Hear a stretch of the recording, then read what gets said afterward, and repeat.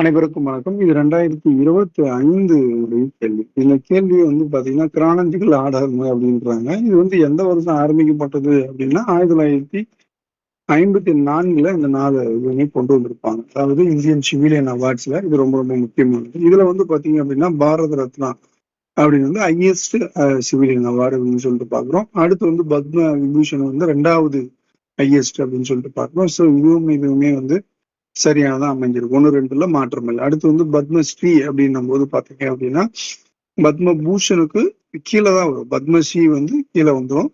அடுத்து வந்து பாத்தீங்கன்னா பத்ம பூஷன் வந்து அதுக்கு மேல வரும். ஸோ வந்து விபூஷன் இருந்தது தான் பத்ம பூஷன் அப்படின்னு மாதிரி. விபூஷன் இருந்தது செப்பரேட் கேட்டகரியா 1955ல இருந்து வந்து கொண்டு வராங்க. ஸோ வந்து இது வந்து செகண்ட், இது வந்து சாரி தேர்டு, இது வந்து ஃபோர்த். பத்மஸ்ரீ லோயஸ்ட் அப்படின்னு பார்க்கணும்.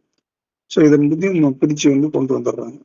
1955ல இது நடந்திருக்கு. ஸோ இது வந்து செகண்ட் தான் வந்து இதுல வந்து பாத்தீங்கன்னா கிரானலாஜிக்கல் ஆர்டர்னு கொடுத்துருக்காங்க. அவார்டு எப்பப்பெல்லாம் கொடுக்கும்போது வருஷம் வருஷம் கொடுக்குறாங்களா பாரத் ரத்னா அப்படின்னா இல்லை.